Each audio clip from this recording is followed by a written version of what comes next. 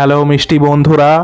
তো আজকে আমরা একটি গঠনমূলক তথা তুলনামূলক আলোচনা করব মেট্রোয় চুম্বনকে কেন্দ্র করে। তো গতকাল মেট্রোয় একটি চুম্বনরত যুবতীর ভিডিও ভাইরাল হয়েছে, সেই নিয়ে সোশ্যাল মিডিয়া তোলপাড় অ্যাজ অলওয়েজ। তো আমরা আলোচনা করে বোঝার চেষ্টা করব যে মেট্রোয় চুমু খাওয়া কি ঠিক, যদি ভুল হয়ে থাকে তাহলে কোন কোন পাবলিক প্লেসে চুমু খাওয়া যেতে পারে। তো দেখুন, প্রথমত আপনাদেরকে বুঝতে হবে সেটা হচ্ছে এটা দুটো দিক আছে। যেরকম জলের যেরকম বিভাজন করলে হাইড্রোজেন এবং অক্সিজেন আসে, এই ঘটনার আমরা যদি বিভাজন করি রাসায়নিকভাবে, দুটো দিক উঠে আসবে। একটা হচ্ছে মেট্রোয় চুম্বন মানে পাবলিক প্লেসে ইন্টিমেসি, আর সেকেন্ড হচ্ছে দ্য পাবলিক রেসপন্স সারাউন্ডিং ইট, যার মধ্যে অবশ্যই মরাল পুলিশিংও আসবে। তো প্রথমে আমি যদি এই পাবলিক ইন্টিমেসিকে কেন্দ্র করি, দেখুন, আমি পার্সোনালি নারী পুরুষ সম্পর্কের দিক দিয়ে ভীষণভাবেই লিবারেল। নারী পুরুষ সম্পর্ক মেনশন করলাম কারণ লিবারেল কথাটা আমাদের দেশে প্রচণ্ড পরিমাণে পলিটিক্যাল একটা কথা, এবং পলিটিক্যালি আমি একদমই লিবারেল নই। অ্যাকচুয়ালি ইন্ডিয়ার পলিটিক্যাল যে লিবারাল ইকোসিস্টেম আছে সেটাকে আমি অপছন্দই করি, বাট নারী পুরুষ সম্পর্কের দিক দিয়ে আমি ভীষণভাবেই লিবারেল। এবং এই লিবারেল দৃষ্টিভঙ্গিটা কিন্তু যে কোনো দিক দিয়েই আমি মনে করি যে যখন দুটো মানুষ কনসেনসুয়ালি একটা রিলেশনশিপে আছে, as long as it's within ethics and as long as it's consensual from both parts, সেটা কিন্তু পারফেক্টলি ফাইন। অবশ্যই সার্টেন এথিক্যাল ব্যারিয়ার্স আছে লাইক পরকিয়া বা চিটিং, সেগুলো আমি একদমই এন্ডোর্স করি না, but as long as it's consensual um perfectly fine. এবং এই ব্যক্তিগত জীবনকে কেন্দ্র করে এই মরাল পুলিশিং আমি একদমই অপছন্দ করি। দ্যাট বিইং সেড, স্থান কাল পাত্র কিন্তু ডিপেন্ড করে। আপনি আপনার বেডরুমের মধ্যে কি করতে যাচ্ছেন, that is completely up to you. সেটা সেই দুটি মানুষের ডিসিশন, তারা কি করবে না করবে। কিন্তু আপনি যখন পাবলিক প্লেসে আসছেন, you are sharing that space with others. এবং সেখানে আমি প্রথম যে বিষয়টা সেটাতে আসবো, সেটা হচ্ছে এই যে পাবলিক প্লেসে কোনটা একসেপ্টেবল কোনটা একসেপ্টেবল নয়। আপনি আপনার বন্ধ দরজার মধ্যে যা খুশি তাই করুন, যতক্ষণ দুটো মানুষের কনসেন্ট আছে that is perfectly fine. But public প্লেসে আপনি যখন আসছেন, দ্য ডাইনামিক চেঞ্জেস, কারণ you are sharing that space with others.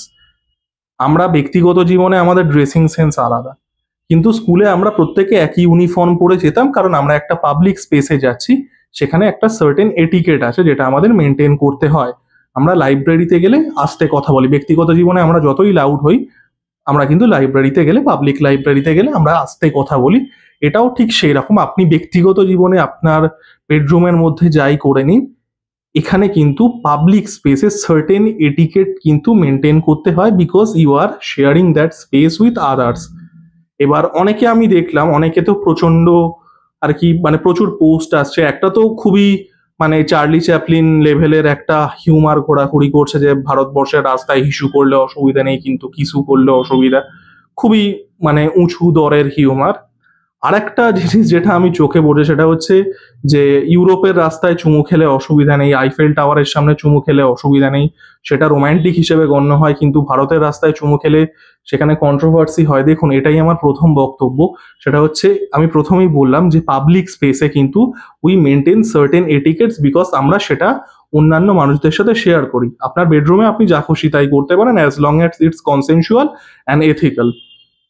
এবার এই পাবলিক প্লেসে কোনটা একসেপ্টেবল কোনটা একসেপ্টেবল নয়, এটা কিন্তু ডিসাইড করে দেয় সেই কালচার, সেখানকার সমাজ কিভাবে ইভলভ করেছে, সেখানকার মানুষ কিভাবে ইভলভ করেছে। ইউরোপিয়ান কান্ট্রিজগুলো একটা সার্টেন ওয়েতে ইভলভ করেছে, কালচারালি সোশ্যালি তারা একটা সার্টেন ওয়েতে ইভলভ করেছে। তো পাবলিক প্লেসে কোনটা একসেপ্টেবল বা কোনটা একসেপ্টেবল নয়, সেটাও কিন্তু একটা সার্টেন ওয়েতেই ইভলভ করেছে। আমি এটা ফ্লিপ সাইডটায় আসি বোঝানোর জন্য, আমি এটা ফ্লিপ সাইডটায় আসি। ওয়েস্টার্ন কান্ট্রি গুলি মারণ, ধরুন আফগানিস্তানে মহিলাদের বোরখা না পরে বেরোলে ইটস আ পানিশেবল অফেন্স। ইরানে যদি মেয়েরা হিজাব না পরে পাবলিকালি বেরোয়, সেটা লিটারালি ইটস আ ক্রাইম, যেটা নিয়ে গত বছর মাহসা আমিনির যে হিউম্যান রাইটস ভায়োলেশনটা হলো এবং প্রোটেস্টটা হলো, সেই সেন্সিবিলিটিটা কেন হয়েছে, সেখানকার সোসাইটি একটা সার্টেন ওয়েতে ইভলভ করেছে, সেখানকার মানুষ একটা সার্টেন ওয়েতে ইভলভ করেছে। তাই জন্য তারা পাবলিকালি কি করতে পারে না পারে সেটার একটা সার্টেন একসেপ্টেবিলিটির একটা থ্রেশহোল্ড আছে। ঠিক যেরকম আমরা আরাবিয়ান সেন্সিবিলিটি ইন্ডিয়াতে চাপিয়ে দেব না, আজকে আমরা যদি যেটা ইরানে হচ্ছে সেটা কি আমরা ভারতে করব না, কারণ আমাদের ওই থ্রেশহোল্ডটা পাবলিকালি কি একসেপ্টেবল কি একসেপ্টেবল নয় সেটা আলাদা, কারণ আমরা আলাদাভাবে ইভলভ করেছি, আমাদের বিলিফ সিস্টেম আলাদা। Same goes for European countries is well. আপনি যেরকম আরবটা চাপাবেন না, তেমনি ইউরোপিয়ান কান্ট্রিজও একটা সার্টেন ওয়েতে ইভলভ করেছে। এই যে যারা পোস্টগুলো শেয়ার করছে যে আইফেল টাওয়ারের সামনে দাঁড়িয়ে চুমু খাওয়াটা রোম্যান্টিক, আর পাবলিক মেট্রোতে চুমু খাওয়াটা, কলকাতার পাবলিক মেট্রোতে চুমু খাওয়াটা মানে আনঅ্যাকসেপ্টেবল।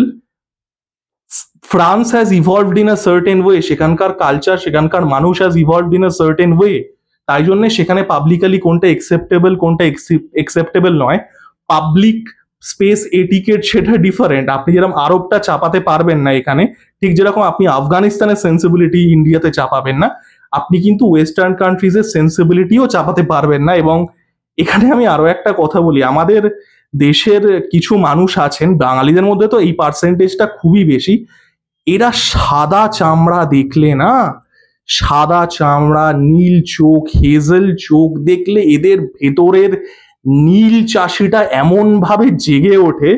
যাই হোক, তো এটাও ঠিক তাই। তো ফ্রান্সে আইফেল টাওয়ারের সামনে চুমু খাওয়া যায় কি যায় না তার সাথে এটার কোনো সম্পর্ক নেই। France as a society differently evolve করেছে, Iran as a society differently evolve করেছে, সেখানকার পাবলিক কি একসেপ্টেবল বা একসেপ্টেবল নয় সেটা আলাদা, ঠিক আমাদের দেশেও আলাদা। তো এই কথাগুলোর কোনো যুক্তি নেই। এই গেল ফার্স্ট পার্টটা। আমি কোনো ব্যক্তিগত জাজমেন্ট পাস করলাম না, আমি জাস্ট আপনাদের সাথে ফ্যাক্টটা তুলে ধরলাম। এবার যেটা বললাম সেটা হচ্ছে সেকেন্ড পার্ট। এবার সেটা হচ্ছে, এটা হচ্ছে রসালো টপিক, সেটা হচ্ছে পাবলিক পারসেপশন এবং মরাল পুলিশিং। দেখুন, প্রথম কথা, দুটো মানুষ চুমু খাচ্ছে, সেটাকে ভিডিও রেকর্ড করার পারমিশন কে দেয়? মানে this is the first thing. তারা চুমু খাচ্ছে, সেটা ঠিক না ভুল সেটা অন্য একটা কনভারসেশন, যেটা আমি ভিডিওর ফার্স্ট পার্টে করলাম। এই পারমিশনটা আপনাকে কে দেয়? এবং এই ভয়ুরিজমের টেন্ডেন্সিটা না আমাদের সোসাইটিতে প্রচন্ড রকম ভাবে বেড়েছে। আমি মানে সোশ্যাল মিডিয়াতে তো আমি এখন অ্যাক্টিভ খুব কমই থাকি, যখনই খুলি দেখি এই টেলিগ্রামে এই ভাইরাল ওই ভাইরাল, মানে লোকের সেক্সুয়াল লাইফ নিয়ে এই যে ভয়ুরিস্টিক একটা টেন্ডেন্সি, এটা না বিচ্ছিরি একটা জিনিস, এটা আনএথিক্যাল এবং it should be punishable by law. এটা তো প্রথম আমাদের দেশের আইন কানুন এত মানে কমজোরি না, মানে কিছু বলার নেই।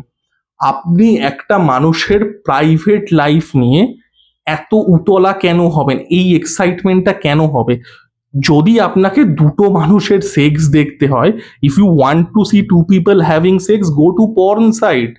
তারা সেখানে সেটা কনসেনসুয়ালি করে, তার জন্য তারা টাকা পায়। এখন তো অনলি ফ্যান্সও চলে আসে, সাবস্ক্রিপশন কিনে ভাই বসে থাকুন। Why is this voyeuristic tendency?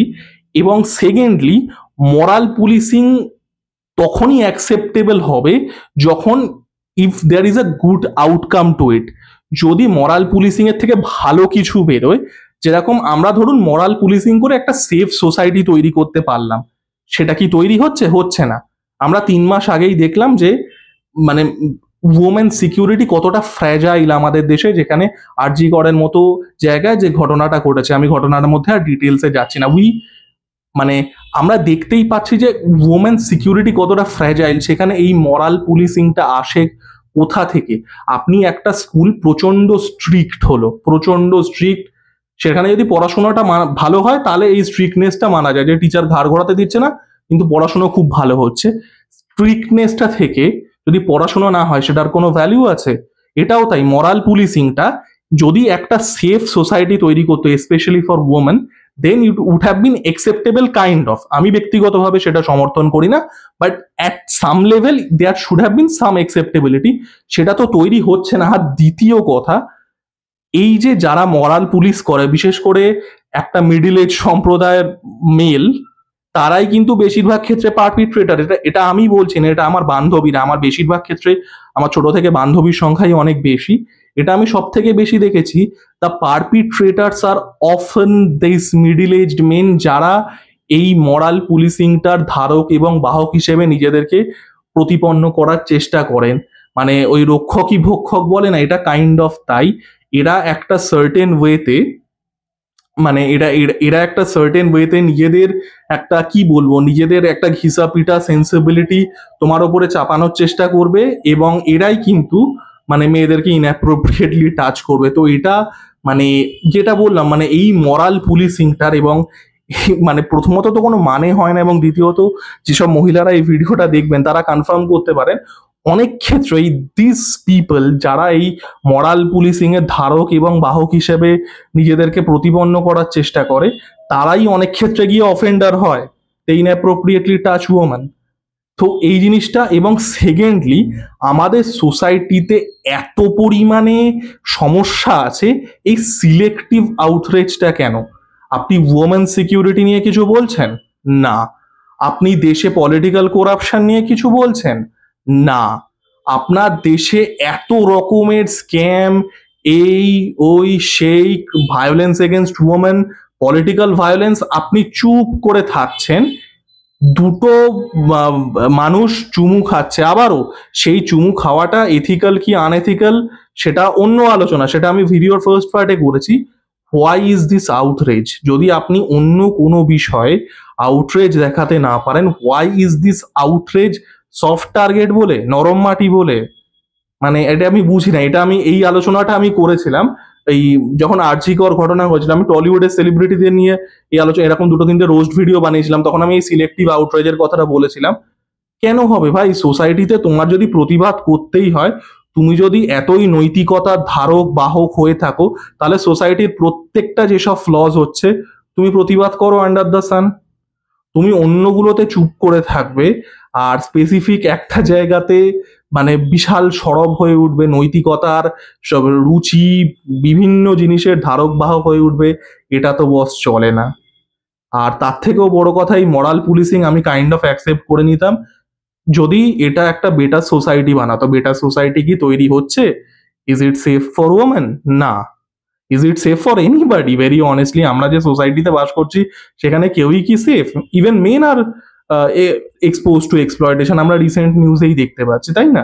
তো এই মরাল পুলিশিং গুলোর আমি ইয়ে করি না। তো যারা আমাকে যদি ব্যক্তিগতভাবে জিজ্ঞেস করেন, আমি এই ভিডিওতে ব্যক্তিগত কোনো মতামত দিইনি, যারা বলছে যে ওই মেট্রোতে চুমু খাওয়া পাপ, কিন্তু আইফেল টাওয়ারের সামনে চুমু খেলে ওকে, তাদের সাথেও আমি সহমত পোষণ করি না। আবার তারা যারা উল্টো করে বলছে যে এই মরাল পুলিশিংটা দরকার, এই মানে এই বাঁধনটা দরকার, তো আপনারা অন্য সময় কোথায় থাকেন? তো মানে এই there is no winner in the story, যে দুটো ন্যারেটিভই চলছে সোশ্যাল মিডিয়াতে। ওই দেখবেন 2021 সালে যখন ইন্ডিয়া ইয়েতে প্রিলিমিনারি রাউন্ড থেকে ফুটে যায় T20 ওয়ার্ল্ড কাপের, একটা মিম খুব ভাইরাল হয়েছিল। পাকিস্তান আর অস্ট্রেলিয়ার ম্যাচ হচ্ছিল এবং একজন ইন্ডিয়ান সাপোর্টার প্ল্যাকার্ড তুলেছিল যে I hope both of them lose. এই ব্যাপারটা তাই, দুটো সোশ্যাল মিডিয়া ন্যারেটিভই আমি দেখলাম, দুটোই ফান্ডামেন্টালি ফ্লড। না তুমি ওই ইউরোপে চুমু খাচ্ছে বলে এখানে চুমু খাওয়া যাবে না এই লজিক আনতে পারো, because the society evolved in a different way. সমাজে পাবলিক স্পেসে কি করা যাবে বা না যাবে সেটা সোসাইটি ডিকটেট করে দেয়। তাদের সোসাইটি আলাদাভাবে ইভলভ করেছে, আমাদের সোসাইটি আলাদাভাবে ইভলভ করেছে। আর সেকেন্ডলি আরো অনেক বেশি প্রবলেমেটিক যে ন্যারেটিভটা, সেটা হচ্ছে এই মরাল পুলিশিং এর ন্যারেটিভটা। সেটা হচ্ছে যে মানে এই বাঁধনটা থাকা দরকার, এই প্রতিবাদটা হওয়া দরকার, যে দুটো চুমু খাচ্ছে তো তোমরা অন্য জায়গায় প্রতিবাদ কেন করো না ভাই? আর বেশিরভাগ ক্ষেত্রে যারা এই ধারক বাহক দেখায় নিজেকে নৈতিকতার এবং মানে এই মূল্যবোধ সমাজবোধে, তারাই অনেক ক্ষেত্রে গিয়ে পারপিট্রেটার হয়। তো ওই যেটা বললাম, আমি ওই লাস্ট ওই প্লাকার্ডটা তুলে দেবো, I hope both of them lose. তো আপনাদের কি বক্তব্য জানাবেন, আপনারা কোথায় কোথায় চুমু খেলে প্রতিবাদ করবেন সেটাও জানাবেন। আমায় যদি কোথাও চুমু খাওয়ার অত অবস্থায় দেখতে পান তো দয়া করে কেলাবেন না। লাইক কমেন্ট এবং সাবস্ক্রাইব করে আমার পাশে থাকুন। ধন্যবাদ।